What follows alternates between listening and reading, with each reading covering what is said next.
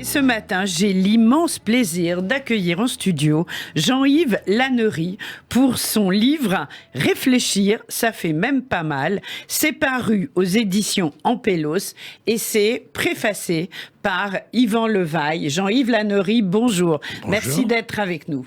Alors Jean-Yves Lannery, vous êtes IEP Paris, vous avez été l'un des dirigeants d'Europe 1 après Publicis et la communication de Renault et vous êtes depuis 2005 chargé de cours de sciences politiques en Master 2, tout un parcours et un petit livre qui a fait mon régal. Alors pourquoi ? Parce que c'est un petit livre. D'abord, on ne sait pas où il se situe. Et je crois que même vous ne le savez pas. C'est pas un roman, c'est pas un récit, c'est pas un essai. Alors, qu'est-ce que c'est ? Vous allez nous le dire. Et de plus, ça se savoure. En cette période, je trouve, d'été, on peut le lire... une petite nouvelle, c'est pas des nouvelles non plus, un petit chapitre par chapitre, une réflexion. On navigue entre la philo, entre la psychanalyse parfois, entre l'histoire. Alors, pourquoi ce livre en fait ? L'idée de départ, pas mal d'éditeurs m'avaient demandé de faire une autobiographie. Oui. Et moi, j'ai toujours pensé que j'ai eu une vie très intéressante, mais elle n'intéresse que moi. Je ne suis pas si sûre, mais c'est une autre histoire. Et pas toujours. Oui. En revanche, j'avais depuis longtemps l'idée de remercier les auteurs, les philosophes, les peintres, les philosophes, les musiciens, qui m'avaient aidé à comprendre la vie et à la rendre un peu plus colorée. Alors, j'avais fait tout un tas de lettres pour remercier Mozart, pour remercier moi. Et l'éditeur m'a dit que c'était des bonnes lettres, mais qu'une accumulation de lettres n'est pas un livre. Donc ce qui n'est pas faux. Il fallait trouver, effectivement, un lien. Mais ce lien, je me suis dit que l'idée d'être dans les nuages, comme tous ces gens-là, comme Handel, comme les autres, ça rendait les choses plus faciles. Je leur parlais pas d'en bas vers le haut, on était à égalité. Et puis... En fait, c'est hallucinant, parce que vous avez imaginé... votre après, et du coup le nôtre. C'est-à-dire, on aura tous un après. Un jour, on sait qu'on n'est plus là.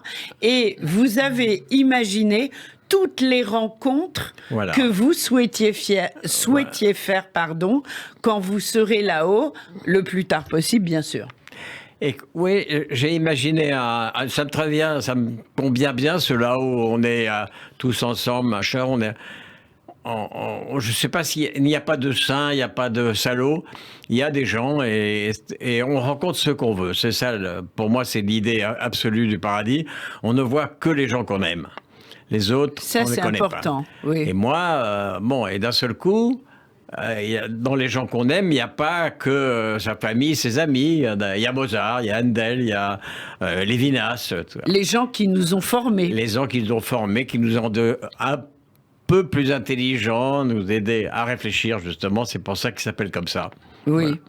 Et alors, Yvan Levaille, dans tout ça, parce qu'il fait preuve d'un enthousiasme incroyable vis-à-vis de votre livre. Mais vous m'avez pas dit, comment vous le qualifiez, vous, ce livre ? Est-ce que vous le qualifiez, d'abord ? C'est une promenade, je dirais. C'est une promenade. D'accord, j'adore l'idée. C'est comme...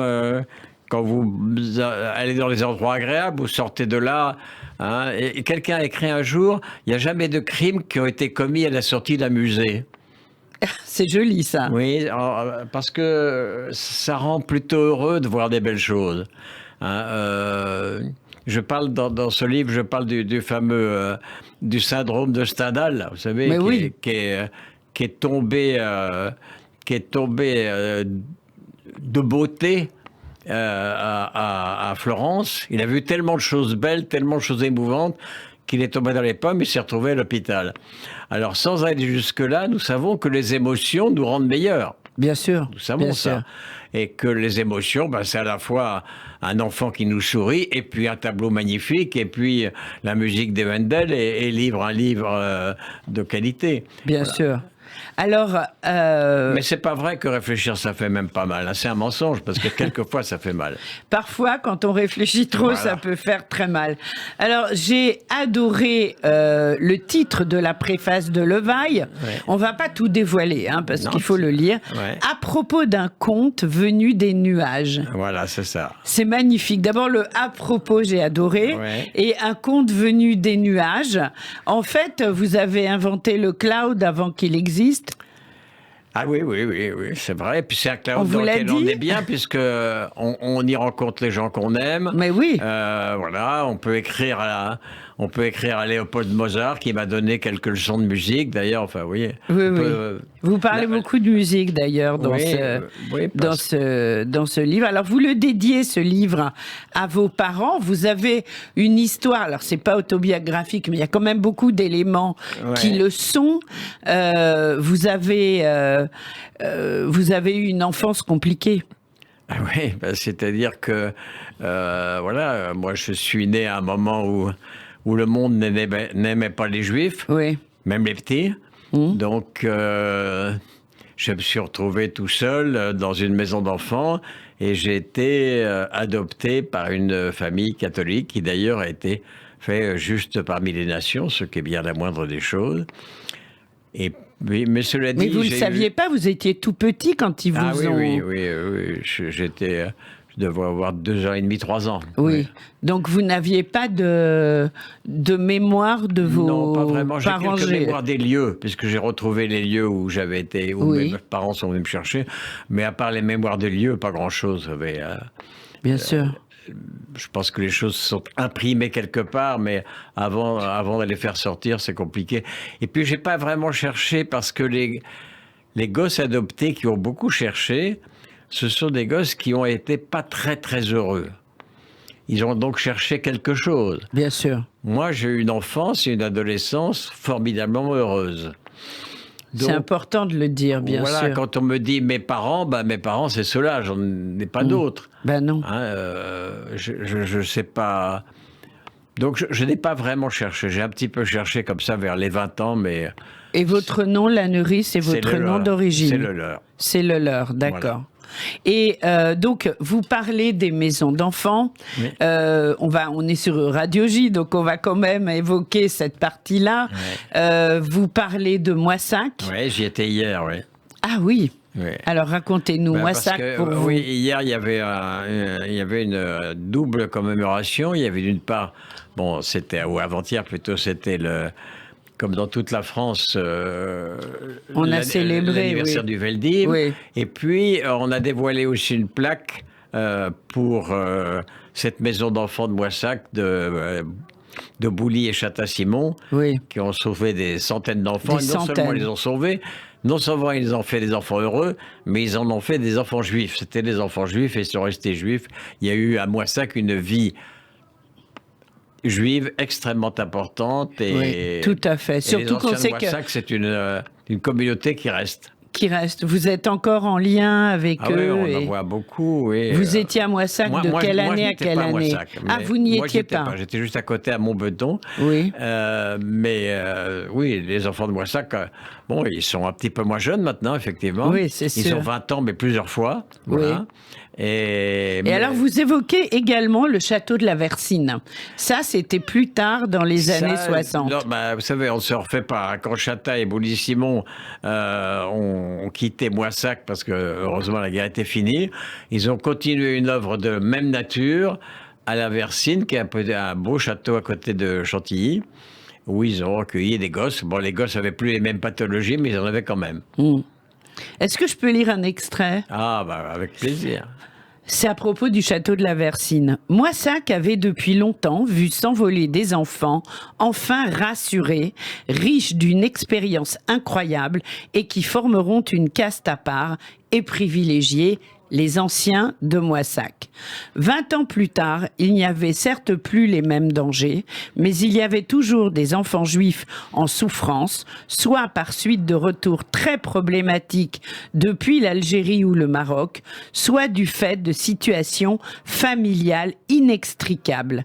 Vous avez donc pris une ligne de transport imaginaire, celle qui va directement de Moissac du sud-ouest à la Versine près de Chantilly. Et quand j'ai lu ça, je vous promets que la ligne, je l'ai vue. Ouais. Vous avez beaucoup d'imagination, Jean-Yves Lannery. Mais en fait, c'est pas vraiment. Là, c'est pas l'imagination. Je pense que Bouly et Château-Simon. Non, de l'imagination. Ah oui, en voilà, général. pour passer de l'un à l'autre, pour imaginer le nuage, pour imaginer la ligne directe, etc. Oui, c'est bien. Enfin, ça porte l'imagination. Ça permet de. En fait, l'imagination, les réflexions, c'est très difficile à dissocier. Bien sûr. Hein. Mais oui. Vous fabriquez quelque chose dans votre tête qui devient une réalité, en tout cas pour vous-même. Et si vous arrivez à gratter quelques pages de papier, ça devient une réalité pour les lecteurs. Oui. Alors, combien de temps vous avez mis à l'écrire ce petit livre si précieux? Je peux vous faire une réponse prétentieuse? Oui. Mais pas beaucoup, pour rire. Hein. Oui. Un jour, Picasso est à une table et il dessine un petit truc sur la nappe en papier. Une dame est avec lui, elle prend la nappe à papier, elle met dans son sac. Et Picasso lui dit, vous me devez 75 000 $. Et la dame lui dit, mais écoutez, vous avez mis 3 minutes à le faire. Elle dit, non, j'ai mis 75 ans et 3 minutes. Alors moi, je ne suis pas Picasso, mais à votre question, je répondais que ce qu'il y a dans ce livre, je le pense depuis longtemps. Vous le portez en vous, et on le sent à la façon dont vous l'exprimez. Pour répondre très précisément à votre question, la mise en œuvre, grâce à un éditeur intelligent et qui est sensible et qui connaît bien son métier, la fabrication, si vous voulez, lui-même du livre, c'est une petite année. Une petite année. Ouais. Mais en fait, ça ne demandait qu'à sortir. Voilà, c'est ça. Il y avait beaucoup de choses qui étaient déjà... Qui étaient en vous. Oui, bien sûr. Et voilà. Donc, il y a énormément de choses à découvrir. La radio, c'est votre élément. Ben oui. C'est votre première fois à Radio J? Pas tout à fait, mais il y a fort longtemps, quand c'était rue des Rosiers. Ah, oui, en effet. Vous étiez venu? Voilà, j'étais venu. Pour quel... Vous ne vous souvenez pas? Très bonne question. D'accord. Bon, vous voyez, on a changé de lieu. Si, je me souviens. Ah, dites-nous. C'est du moment où il y avait, vous savez, il y avait quatre radios sur la fréquence. Oui, il y avait plein de problèmes juridiques et j'étais venu donner mon avis. Ah, voilà. D'accord, très bien. Il n'a pas été suivi, je vous raconte. Oui. Aujourd'hui, il y a 3 radios sur la fréquence. C'est un peu plus... Et voilà. Alors écoutez, réfléchir, ça fait même pas mal.